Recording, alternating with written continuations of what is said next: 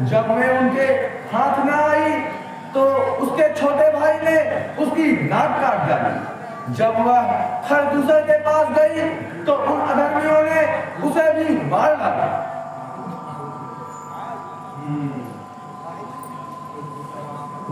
तो फिर अब आप क्या चाहते हैं?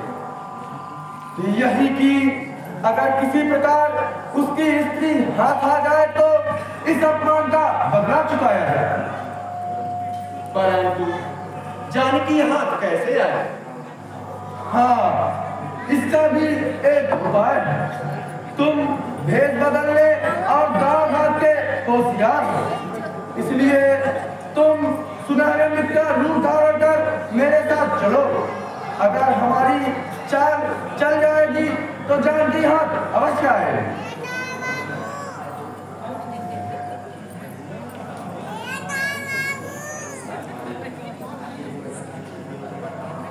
किंतु ऐसा विचार करना तो बुद्धि के प्रतिकूल है, क्योंकि राम से बैर करना बड़ी भयंकर भूल है। जिन्होंने बाण मारा ताड़ का दम निकाला है,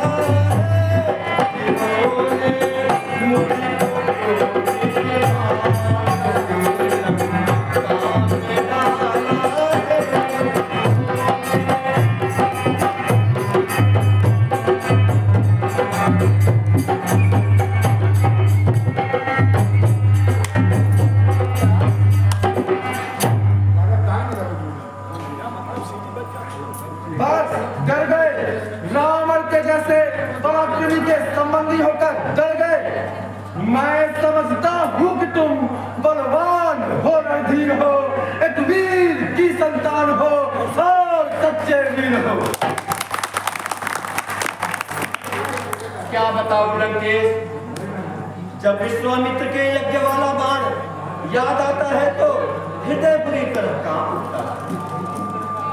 उठाऊं किस तरह आगे, उपद उठता नहीं मेरा, अधम साहस है मेरी हिम्मत, जरा करता नहीं मेरा।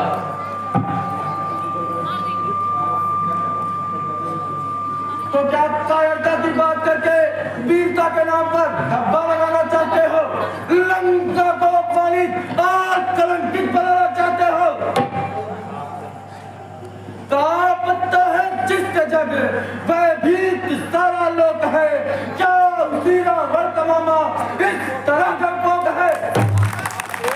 नहीं, डरपोक नहीं, आपका हितैषी है।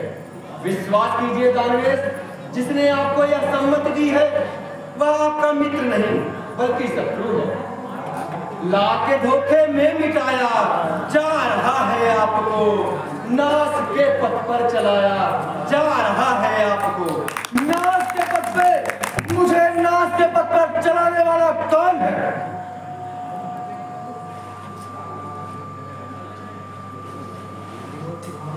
विरोध की भावना लेकर मेरे सम्मुख आने वाला कौन है?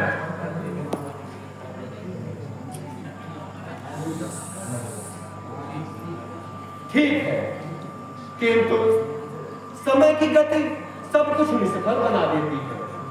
होनी अच्छे अच्छों को खेल खिला देती है। काल का प्रवाह बढ़ता और फिर रुकता भी है, जो चढ़ा करता है ऊंचा वो ही फिर झुकता भी है। बस बस रहने दे, अपनी शिक्षा को अपने पास रख।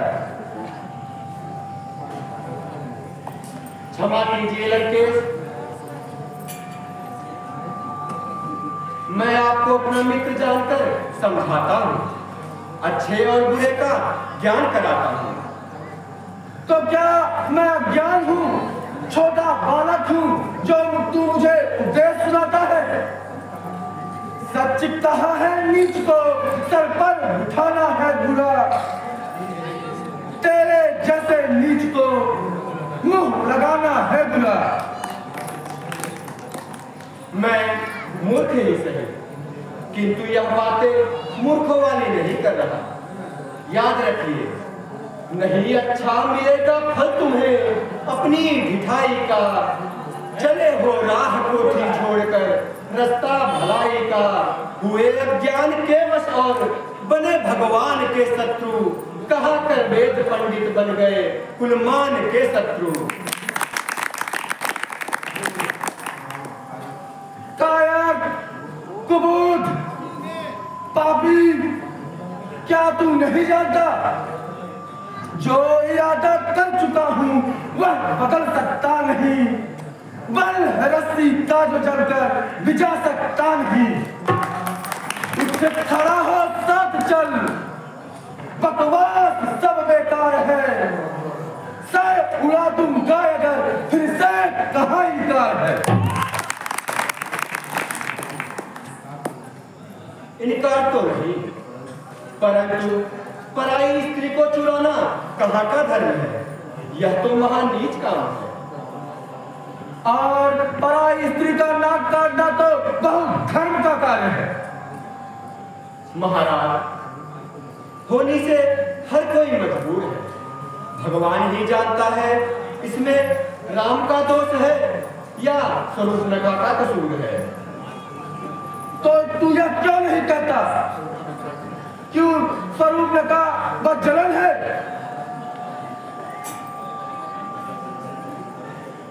परंतु सच्ची बात तो चुप कर, नहीं जानता। राजाओं के सामने सभ्यता में रहा जाता है। बस एक बार फिर कह देता हूं लंकेश, यह अहंकार तुम्हारे पतन की ओर ले जाएगा। राम से बैर करने का परिणाम अच्छा नहीं हो पाएगा। फिर वही झिकझिक, फिर वही बकवास। ना अपनी पत्नी का ध्यान है ना मेरी मान का।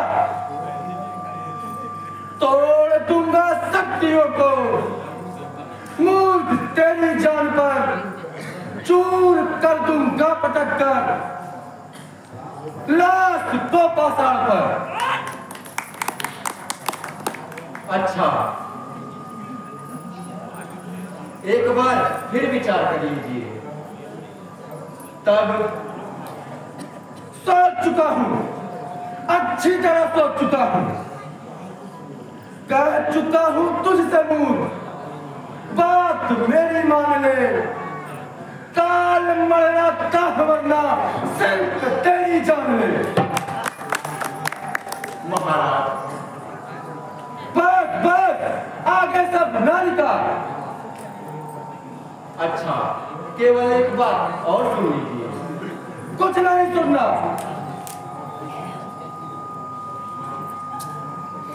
मुझे क्षमा कीजिए। कदाप नहीं। तो क्या चलना ही पड़ेगा? अवश्य। और यदि इनकार करूं तो यही तलवार तेरे सीने से पार कर दूंगा।